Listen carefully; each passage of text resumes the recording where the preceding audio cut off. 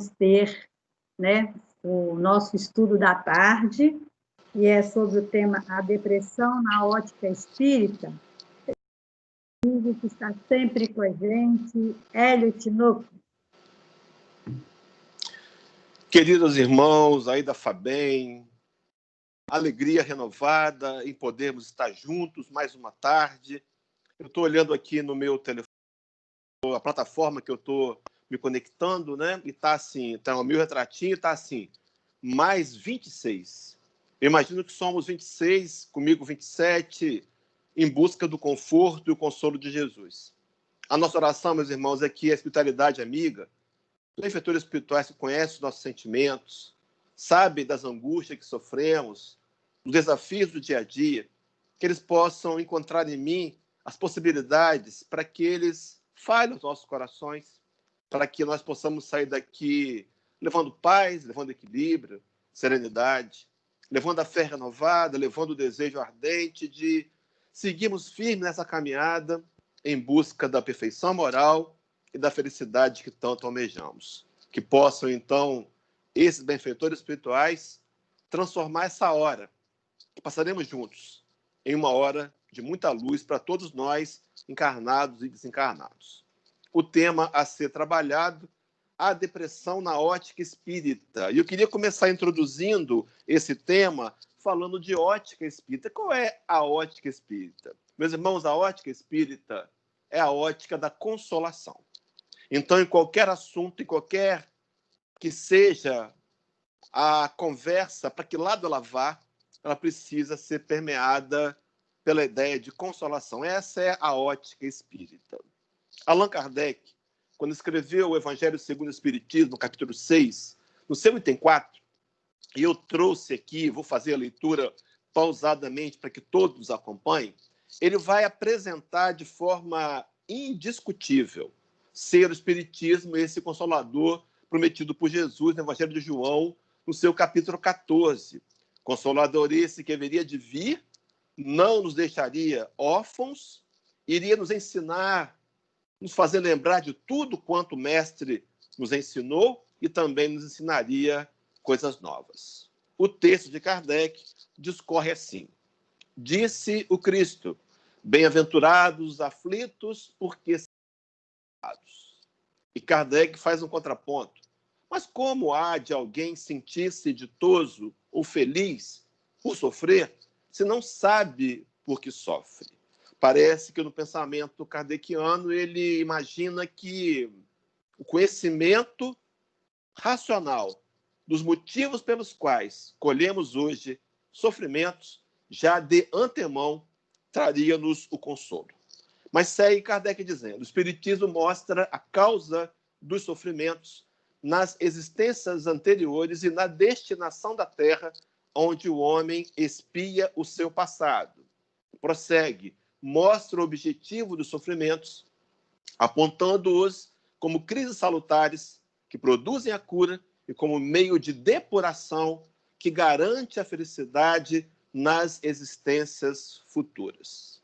Na questão de número 196 do Livro dos Espíritos, Kardec já teria feito essa abordagem, uma abordagem semelhante, e ele vai ouvir dos espíritos superiores que nós vamos alcançar o grau de perfeição moral depois de muitas encarnações, ou, eles dizem, depurações sucessivas. Aqui Kardec lança a mão de novo do termo depuração. Meus irmãos, estamos num planeta para depurar o nosso espírito. Estamos encarnados aqui para tomar consciência a cada dia que estamos no planeta correto. Um mundo de provas e expiações, migrando de forma acelerada para um mundo regenerado, mas um espírito, um mundo que recebe espíritos que necessitam expiar ou serem fortalecidos para o futuro através das provas. Mas voltando ao texto de Kardec, Evangelho segundo o Espiritismo, capítulo 6, item 4, se você tiver o livro em mãos, pode acompanhar, diz assim: o homem, então, compreende que mereceu sofrer e acha justo o sofrimento. Sabe que este lhe auxilia o adiantamento e o aceita sem murmurar, como o obreiro aceita o trabalho que lhe assegurará o salário. Então, Kardec traz uma imagem que nós muito conhecemos, talvez o esforço de acordar cedo, tomar um ônibus, nos deslocarmos, a fim de, no final do mês, recebermos o salário que nos manterá na vida física. Então, ele está dizendo que essa compreensão faz com que a gente entenda que passar pelas dores é necessário e nos ajuda a passar por elas com racionalidade e com equilíbrio. E conclui Kardec dizendo: o Espiritismo lhe dá fé inabalável no futuro e a dúvida pungente não mais se lhe apossa a alma.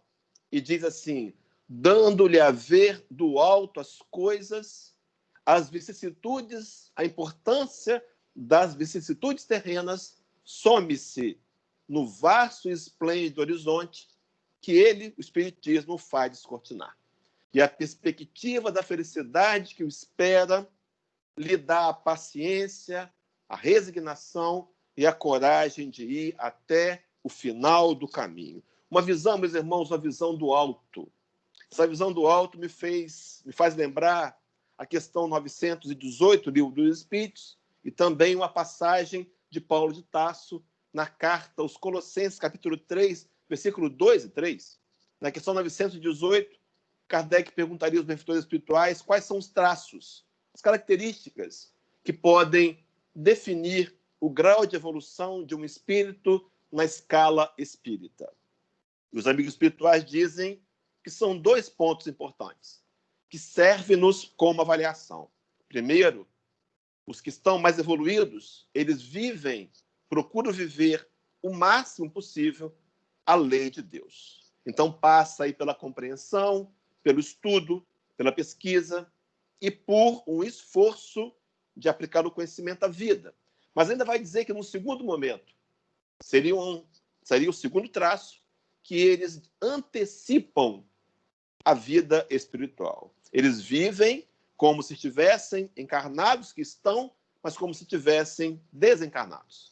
Vive a vida material com a compreensão espiritual. No texto citado de Paulo de Tarso, na carta aos Colossenses, está dito assim: pensai nas coisas que são de cima, e não nas que são da terra, porque já estáis mortos, e a vossa vida está escondida em Cristo, com Cristo em Deus. Nos orientava o apóstolo a buscar as coisas que são do alto. Repetia, por certo, a informação de Jesus na montanha, onde ele teria nos orientado a juntar tesouros nos céus, ou seja, conquistar as valências e as virtudes do espírito mortal. Ser mais tolerante, ser mais paciente, tentar ser mais honesto, mais amigo, desenvolver o perdão, entre tantas outras propostas desafiadoras nessa escalada em direção a nos tornarmos perfeitos.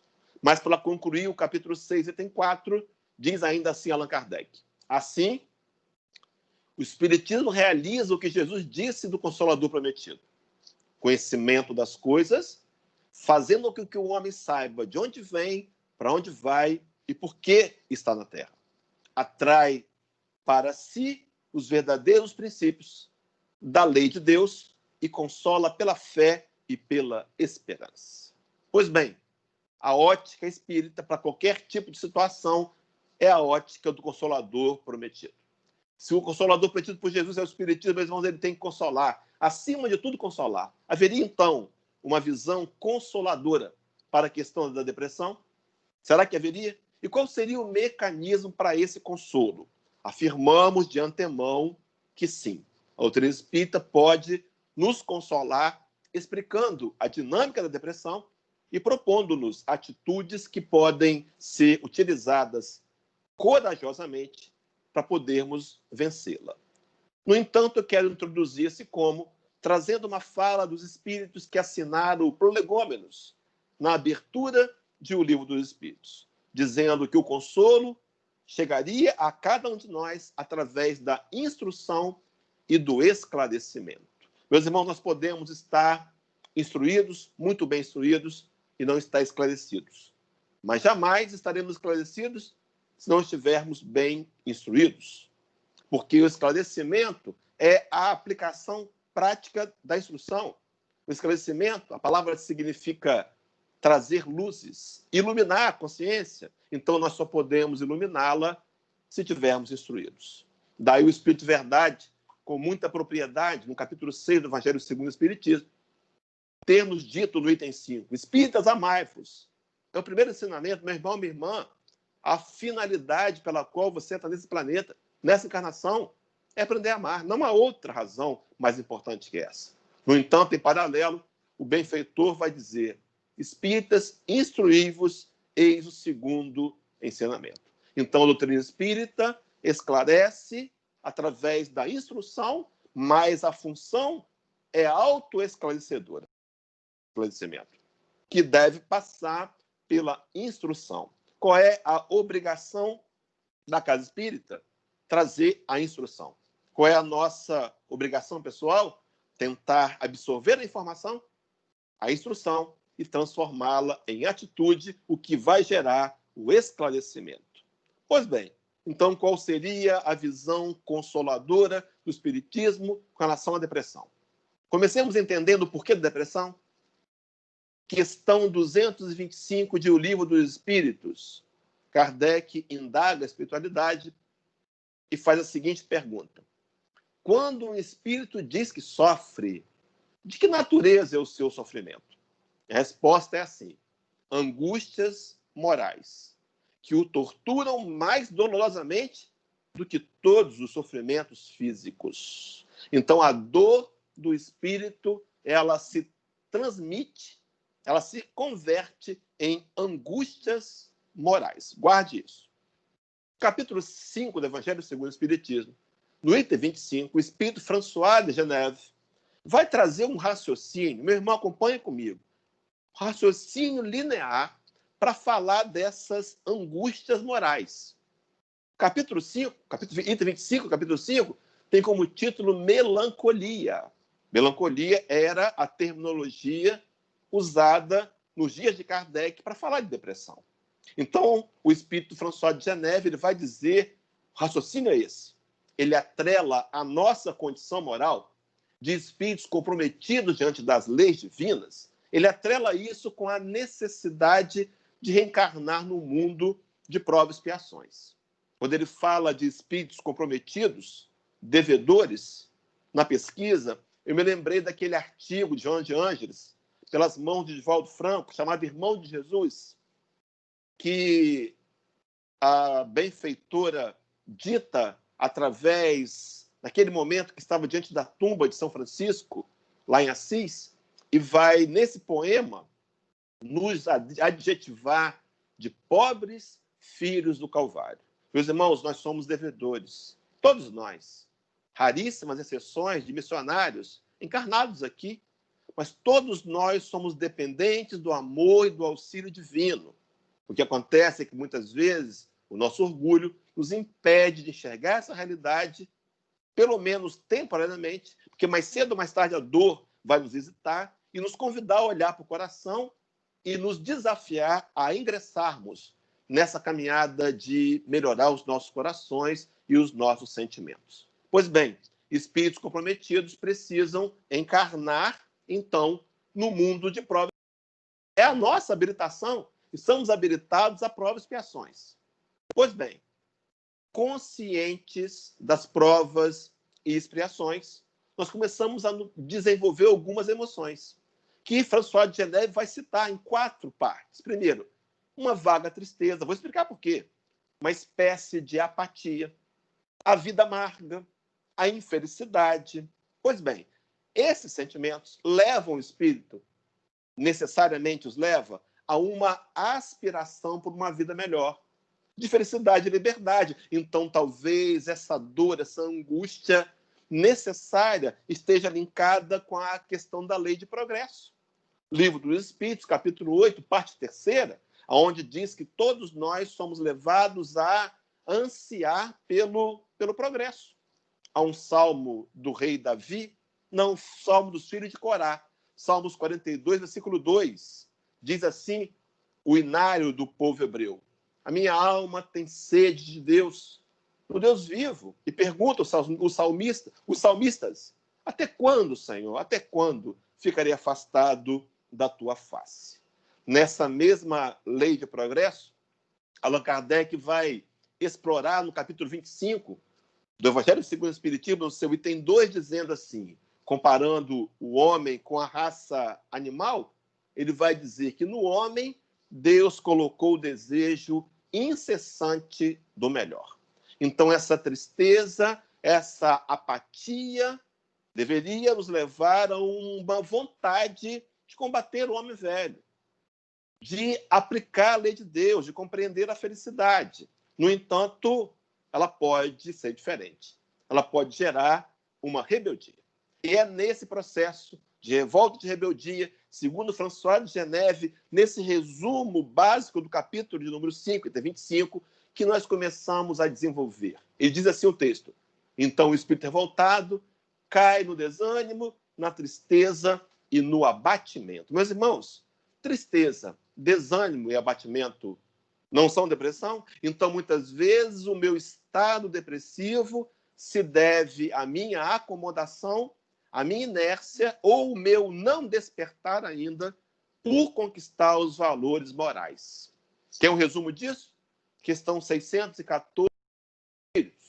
Os benfeitores espirituais vão afirmar a Kardec de que o homem só é infeliz quando ele se afasta das leis de Deus. Então, felicidade é compreender a lei de Deus, e aí vai passar pelo viés da pesquisa, do estudo e a aplicação dessa lei no dia a dia, na família, nos negócios, nos nossos relacionamentos. Tentando, é claro, nós somos seres imperfeitos, mas não tem problema ser imperfeito.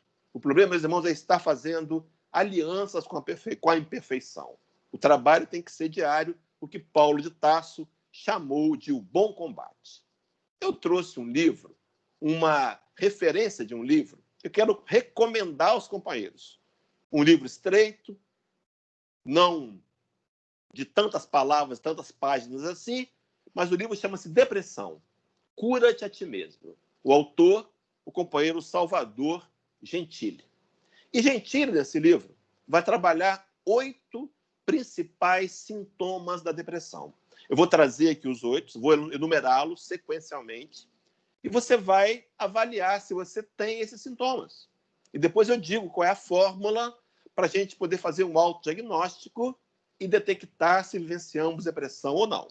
Primeiro item, ele vai chamar de insônia. Também os chamados distúrbios do sono. Pode ser uma mudança de comportamento e dormir demais. Não mais o tempo que lhe era habitual. Primeiro, a insônia. O segundo, ele vai pontuar uma tristeza persistente. Então, eu estou distraído, mesmo até realizando uma tarefa que me contenta, mas a tristeza me vem. Uma tristeza persistente e, muitas vezes, meus irmãos, sem uma causa aparente. Segundo ponto. O terceiro, desânimo, aquela falta de vontade de fazer as coisas, aquela profunda acomodação, talvez até um cansaço. Quarta, alteração no apetite. Perdemos a fome ou então estamos comendo demais. Quinto, a fadiga. A fadiga, sim, uma fadiga emocional, uma fadiga mental. Sexto, falta de energia. Sétimo, baixa produtividade. Oitavo e último, a chamada anedonia, a perda do prazer. 8 tipos de sinais, de sintomas que podem deflagrar a nossa tomada de consciência que vivenciamos uma depressão. Pois bem, em cima desse texto, no livro de 2020, nosso companheiro Salvador Gentili vai citar um psiquiatra inglês chamado Stuart Montgomery. Interessante que depois eu fui pesquisar sobre ele na internet e ele mudou de ramo da medicina. Agora ele trabalha na medicina desportiva, nutrição de atletas. Mas, enfim, nesses dias, como psiquiatra, ele diz que o autodiagnóstico para detectarmos se temos depressão ou não é ter respondido sim a 5 desses 8 sintomas. Se a resposta foi sim, se temos depressão, se estamos com depressão, vem a pergunta principal da palestra: e agora? E agora o que fazer? Meus irmãos, daqui para frente eu quero mostrar o que nós podemos fazer. É claro que nós queremos que os outros façam, uma tendência que temos. Mas, meus irmãos, os outros não podem fazer a parte que nos cabe. Nós temos que ter a coragem e a determinação. O apóstolo Paulo, escrevendo a carta aos Romanos, no seu capítulo 8, capítulo 12, versículo 14, ele vai dizer assim: porque cada um de nós dará conta de si mesmo a Deus, nos convidando a, como espíritos mais maduros, assumir nossas escolhas e comportamentos, sem querer culpar a Deus depois pelos resultados que colhemos. Dizia Jesus aos seus discípulos, que transferiram para cada um de nós, também discípulos do Nazareno, a informação de que não se pode querer colher uvas em pés de espinheiros e nem tampouco querer colher figos em pés de abrolhos. Colhemos o que semeamos. Deveríamos, meus irmãos, com essa noção espírita da lei de causa e efeito tão clara, repensarmos, talvez, em que tipo de comportamento temos investido e que tipo de resultados condicionados a ele haveremos de colher. Mas, diante da pergunta o que fazer, o próprio Salvador Gentili, já na introdução do livro, vai dizer que é preciso, para combater a depressão, ter um desejo ardente de se curar. E ele faz um adendo, dizendo assim no parágrafo seguinte, que precisa ser mesmo muito ardente. Quando Pedro escreveu a carta à igreja, a primeira carta à igreja, às igrejas, Pedro vai dizer assim, nos sugerindo, dizendo: tendes ardente amor uns pelos outros, porque o amor cobre a multidão dos pecados. Esse ardente, ele tem sentido de perceptível. Vou dar um exemplo. Estamos na cozinha, preparando um alimento qualquer. Normalmente, nós, homens, que temos menos habilidades culinárias, e, de repente, nossa mão ia pegar e encostar na panela quente, mas aquele ardor da panela nos fez recuar com a mão. Um amor perceptível. Meus irmãos, um desejo perceptível de que queremos curar. Desejo esse que nós podemos, vou explicar como, podemos conquistar. Vou colocar um asterisco e daqui a pouco eu resgato, no momento adequado da palestra, essa necessidade de um desejo ardente. Voltemos ao Evangelho segundo o Espiritismo 25, capítulo 5, de 25, completa François de Geneve, falando da mesma linguagem de Salvador Gentili ou vice-versa. Diz assim o benfeitor espiritual, da equipe do Espírito Verdade: crede-me, resisti com energia a essas impressões que vos enfraquecem à vontade. Então, dizendo que a depressão, naqueles dias, melancolia, seria capaz de nos enfraquecer à vontade. Meus irmãos, não tem mecanismo mais sério do que a gente perder a vontade de viver. Sabe o que vem depois? A vontade do suicídio. O mês que acabou agora, o mês de setembro, trabalhamos no Setembro Amarelo em inúmeras lives. Meus irmãos, o suicídio é uma realidade que, em 90% dos seus casos, segundo estatísticas oficiais, foram antecedidas por uma crise de depressão. Mas prossegue François de Geneve dizendo: se no curso desse degredo provação, veja, meus irmãos, a linguagem. Deixa eu abrir um parênteses aqui, na questão 115 do Livro dos Espíritos, na questão 196 do Livro dos Espíritos, já citada aqui, Kardec vai falar assim, referindo-se a nós, ele gera a expressão seres do mundo espiritual. Seres do mundo espiritual. A linguagem aqui de François de Geneve, na mesma linha de altitude da visão espiritual. Ele nos chama de a vida de um degredo provação. Meus irmãos, a vida não é fácil para ninguém. Cada um de nós recebe as provas que tem que passar por ela. Não há facilidades, até que não poderiam ter, porque, na verdade, as facilidades nos impediriam de evoluir. É a fala de Chico Xavier, né? Se não fosse os problemas, não teria chegado onde cheguei, não teria crescido, porque as facilidades costumam nos acomodar. Aceita, meu irmão, o seu momento de dificuldade financeira. Aceita as mudanças aí materiais trazidas pela pandemia.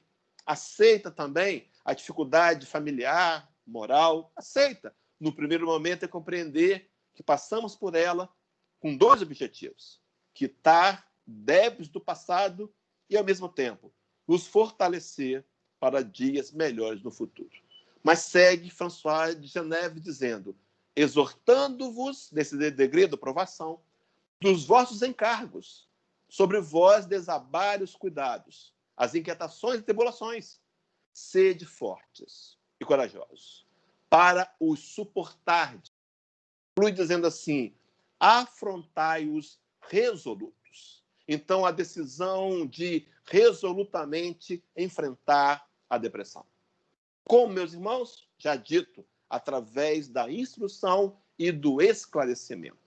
Na introdução do Livro dos Espíritos, na introdução do Evangelho segundo o Espiritismo, no seu item 4, Kardec vai dizer assim: o Espiritismo fornece a chave das relações existentes entre a alma e o corpo e prova que um reage incessantemente sobre os outros. Abre, assim, nova senda para a ciência. Então, era Kardec e o Espiritismo, Kardec esse que hoje comemoraria seus 212 anos do seu nascimento, né? Da sua vinda ao nosso planeta. E Kardec, então, ele está dizendo que a ciência espírita vai nos ajudar a compreender as relações que existem entre o corpo e a alma. E vai dizer mais: com o lhe mostrar a verdadeira causa de certas afecções, facultando-lhe os meios de as combater. Então, observe que a proposta espírita não é simplesmente pontuar a origem da depressão, mas também esclarecer-nos a como podemos combater.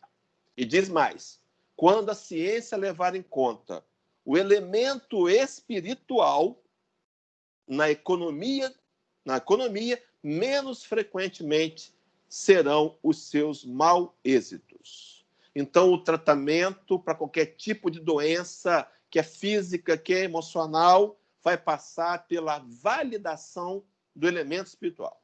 Acompanhe comigo o raciocínio. Agora, capítulo 1, também Evangelho segundo o Espiritismo, item 5.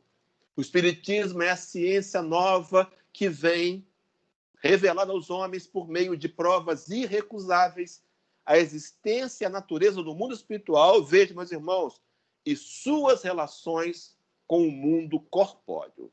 Então, nós somos seres espirituais, vivendo um momento no mundo material, aonde nós podemos receber influenciações de outros espíritos que estejam encarnados ou até mesmo desencarnados. Na questão 459, que os estudantes do Espiritismo sabem de cor, Kardec perguntou: influem os espíritos em nossos pensamentos e atos? Meus irmãos, observem que fazemos um link entre depressão e influenciação espiritual. Vou chegar na conclusão. Diante da pergunta, responde a Kardec: muito mais do que imaginais. Influencia a tal ponto que, de ordinário, são eles que vos dirigem. Meus irmãos, o que é influenciar? Influenciar é o mesmo que infundir, inspirar, incutir. Então, nós estamos o tempo todo sendo bombardeados, segundo Paulo de Tarso, capítulo 12 da Carta aos Hebreus, cercados por uma imensa nuvem de testemunha. Joana de Ângeles, no livro que eu recomendo também, Vitória sobre a Depressão, na introdução, ela vai ser enfática em dizer assim, feito o link: podemos mesmo asseverar que, na maioria dos transtornos depressivos, a causa apresenta-se de como natureza espiritual.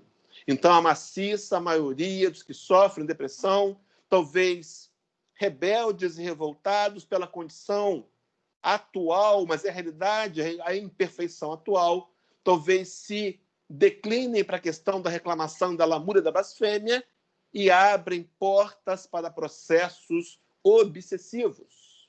Então, a depressão, alimentada por entidades que nos têm por adversários. Quem são elas? Primeiro, os credores do passado, aqueles do ontem, aqueles que nós, de alguma maneira, ultrajamos ou enganamos, ferimos, e que ainda, por não conhecerem a proposta desafiadora do perdão, militam na zona da vingança. No Evangelho segundo o Espiritismo, capítulo 12, no item 5, o Espiritismo nos traz uma revelação extremamente impactante.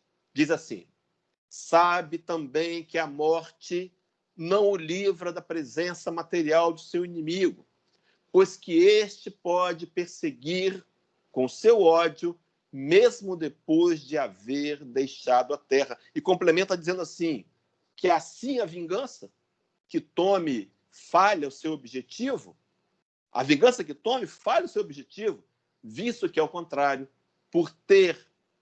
tem por efeito produzir maior irritação, capaz de passar de uma existência a outra. Então, aquele ódio que nós invigilantemente guardamos pode ser passado para uma outra vida e construímos inimigos do passado, meus irmãos, que podem nos alimentar da depressão a fim de nos fazerem pensar em menos-valia e, quem sabe, chegar ao suicídio. É bem verdade que entre nós espíritas o índice de suicídio é bem diminuto, mas ele existe. Ele existe.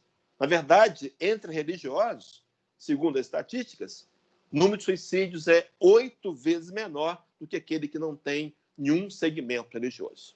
Mas, além do processo obsessivo ser promovido pelos credores do passado, eles podem ocorrer por conta de afinidades, os chamados espíritos afins, que se identificam com um comportamento nosso. Por exemplo, somos inclinados à maledicência, ou somos inclinados a uma competição excessiva, aqueles que militam nessa mesma zona de comportamentos se aproximam de nós e, por afinidade, começam a nutrir uma energia deletéria, uma energia negativa, que absorvemos, por conta, então, de tê-los convidados. Na questão 467, Livro dos Espíritos, Kardec faz uma pergunta, para mim, a principal pergunta do Livro dos Espíritos com relação à obsessão. Kardec pergunta assim: pode o homem eximir-se da influência dos espíritos que procuram arrastá-lo ao mal?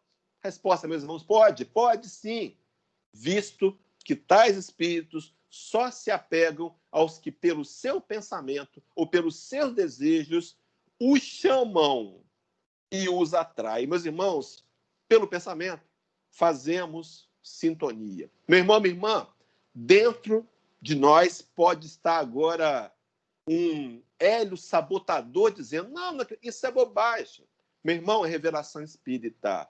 Os nossos pensamentos criam sintonia e vão fazer com que credores do passado ou espíritos afins possam se aproximar de nós e produzirem um processo de dor e de sofrimento que muito nos incomoda. Então, a pergunta é, como é que eu posso resolver isso? A resposta é simples: interrompendo a sintonia. Então, se a gente tem atraído companheiros por conta de um comportamento pornográfico, por exemplo, malicioso, ou então um comportamento inclinado à mentira, à calúnia, se pararmos de ser caluniadores, isso vai passar por uma escolha, uma tomada de consciência, uma decisão, um trabalho, uma vigilância, um esforço, e interrompemos a conexão. Ou de duas coisas uma acontece. Ou nós educamos aquele companheiro, ou ele automaticamente se afasta. Mas como é que eu posso interromper essa sintonia? Como é que eu posso trabalhar isso para não sentir mais depressão? Vou trazer 3 atitudes. Meus irmãos, não requer anotar, mas guarde no seu coração. Primeira atitude. Lembram do enfrentar resolutos? primeira atitude para vencer a depressão? Querer. Eu preciso querer.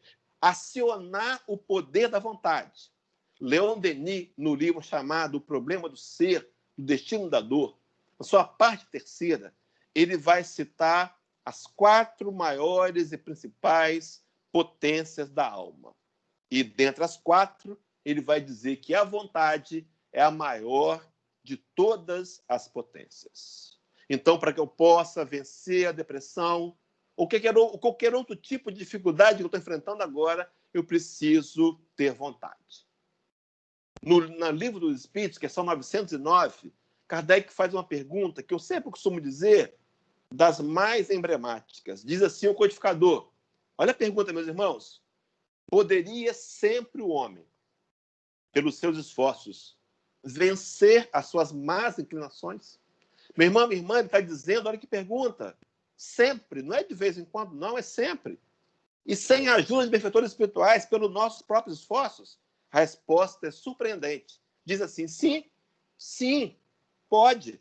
E frequentemente fazendo esforços muito insignificantes. O que lhe falta é a vontade.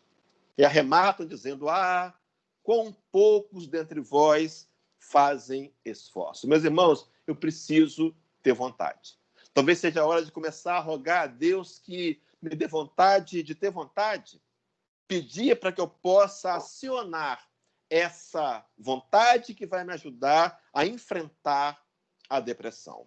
Há uma passagem de Paulo de Tarso escrevendo a carta aos Romanos, capítulo 10, me parece que o versículo 17, onde Paulo de Tarso vai dizer assim, porque a fé vem pelo ouvir e ouvir a palavra de Deus. Então, se eu quiser fortalecer a minha vontade, eu preciso ter fé. E a fé vai me levar, meu irmão, à tomada de consciência de fazer investimentos sérios, de aproveitar melhor a encarnação, de não deixá-la passar sem que eu consiga ser senhor de mim e faça as escolhas melhores. Quais são as escolhas melhores? Aquelas desafiadoras, pautadas na proposta do Evangelho de Jesus. Vou citar algumas.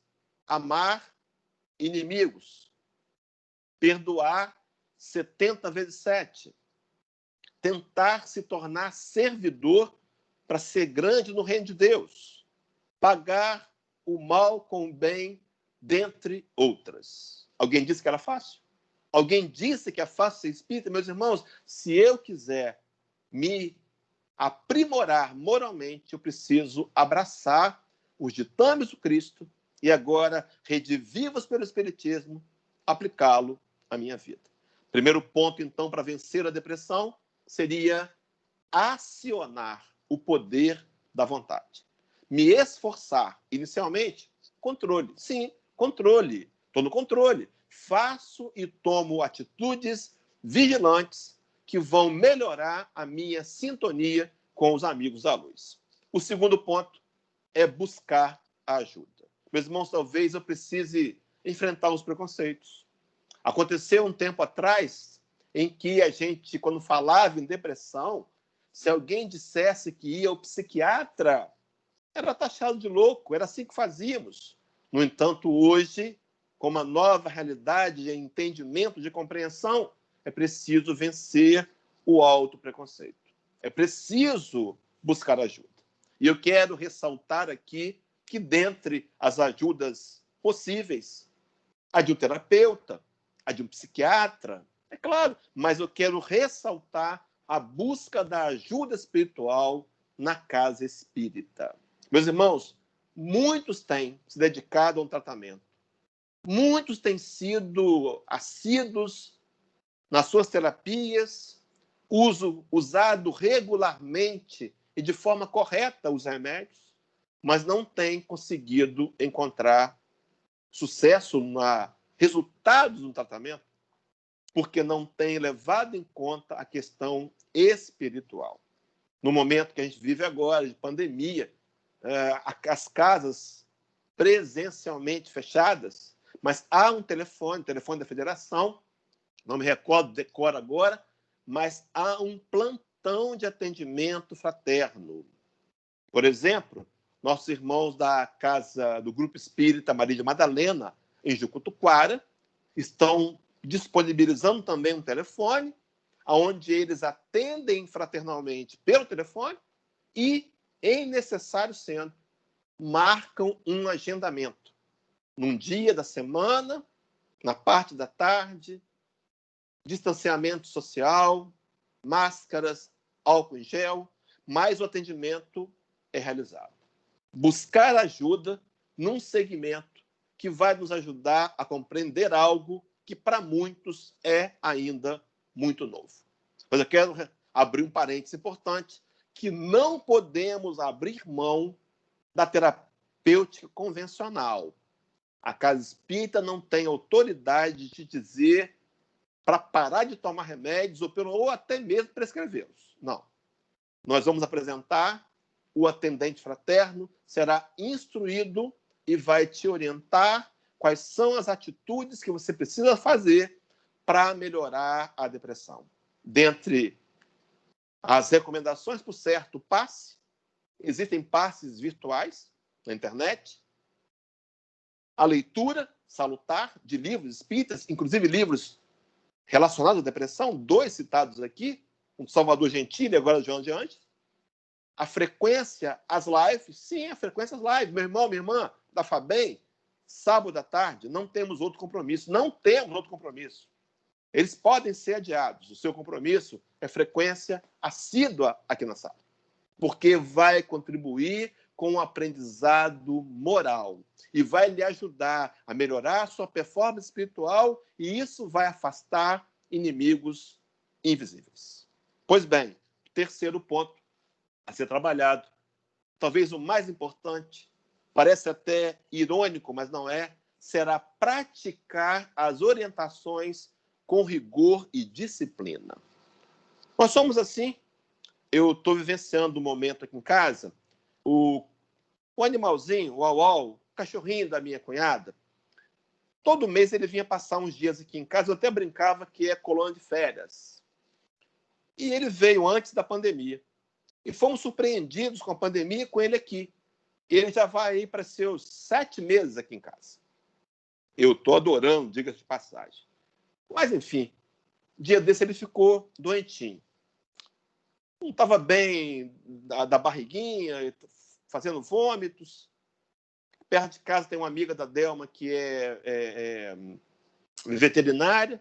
Levei ela no pet shop, examinou o bichinho e tal. Passou um remedinho. E me falou assim comigo, olha, é para dar por 30 dias. Começamos dando o remedinho. Lá pelo 4º dia, ele já estava bom de novo, elétrico, pulando tudo, correndo, brincando. Meus irmãos, caímos no esquecimento. Não demos mais o remédio. Fazemos com a gente também. O médico vai te passar, olha, toma essa cartela. Você melhorou um pouco? Abandona o remédio, assim que fazemos? Meus irmãos, é preciso, com a questão espiritual, manter o tratamento, praticar as orientações rigorosamente. 10 passes? Tome 10 passes. Frequência a 8 palestras públicas? 8 palestras públicas. Leitura de um livro? É isso, meus irmãos. Fazer rigorosamente para poder recolher os resultados completos. Tem uma pegadinha que se fala que haviam 3 rãs em cima de um galho de uma árvore. Embaixo delas havia um lago. E uma das rãs decidiu pular. É pegadinha. Meu irmão, minha irmã, quantas rãs ficaram? 2? Não, ficaram 3. Sabe por quê? Porque ela só decidiu pular. É preciso ir além da decisão. Eu preciso me esforçar para praticar e fazer realidade todo aquele tratamento sugerido. Costumo dar nesse momento o exemplo do bolo. Eu não quero fazer um bolo, mas eu pego a batedeira, boto lá trigo, fermento, ovos, açúcar, leite, bato. Não quero fazer bolo, mas eu bato. Pego um tabuleiro, unto com margarina ou com manteiga, mas eu não quero fazer bolo não, mas eu faço. Ligo o forno, pré-aqueço a 180 graus, coloco aquela porção da batedeira no tabuleiro. Não quero fazer bolo, meus irmãos. Levo ao forno. Eu não quero fazer bolo. Mas daqui a 30, 40 minutos, mesmo que eu não queira, o bolo fica pronto. Atitudes. Eu preciso tomar atitude. Por exemplo, eu não quero ler. Leia. Desagrade a você mesmo. Faça o que é certo. Pense na visão geral do seu bem-estar espiritual. Não quero, mas faço. Não quero ouvir a live. Escute. E é assim que a gente começa a criar um novo hábito e facilitar o caminho para a conquista da nossa plena recuperação. Então, no primeiro momento, eu vou ter vontade, acionar o poder da vontade. No segundo momento, vou buscar uma instituição espírita, o aconselhamento que advém dos companheiros que, treinados, estão ali atendendo no atendimento fraterno. E, por fim, eu, honestamente, aplico as recomendações e sugestões ali que foram me dadas. Assim, meus irmãos, eu consigo, de alguma maneira, eu consigo sim atingir melhores resultados e vencer a depressão. Eu quero começar a concluir com uma fala da benfeitora espiritual Joana de Ângeles na codificação kardeciana. Sim, capítulo 9, Evangelho segundo o Espiritismo, item 7. Lá, ela assina um espírito amigo. Divaldo Franco, numa das suas lives, dos seus seminários aí, comentou ser, segundo Joana, esse espírito amigo, a própria benfeitora. E, meus irmãos, ela resume. Veja o poder de síntese. Diz assim o texto. Coragem, amigos. Coragem. Tendes do Cristo o vosso modelo. Fazia menção à questão 625 do Livro dos Espíritos, onde Kardec nos informou, quando perguntou aos benfeitores espirituais qual o tipo mais perfeito que Deus tem oferecido ao homem para lhe servir de guia e modelo. A resposta é a menor do livro, mas a mais importante. Jesus. Na tradução do Instituto de Fusão Espírita de Araras, ainda há o verbo no imperativo, vede Jesus. Como que dizendo, meu irmão, olha para ele. Ele é modelo. E diz assim, Joana de Ângeles, olhai, tendes no Cristo o vosso modelo, mais sofreu ele do que qualquer de vós e nada tinha de que se penitenciar. Ao contrário, ao passo que vós tendes de espiar o vosso passado e de vos fortalecer para o futuro. Estamos encarnados aqui para fazer os acertos do passado. Meus irmãos, não convém criarmos novas situações para mais tarde termos que nos reencontrar de novo. É melhor fazer as pazes, é melhor ser amigos e amar do que manter no coração o ódio, o ressentimento. Mas ainda vai dizer para vos fortalecer para o futuro.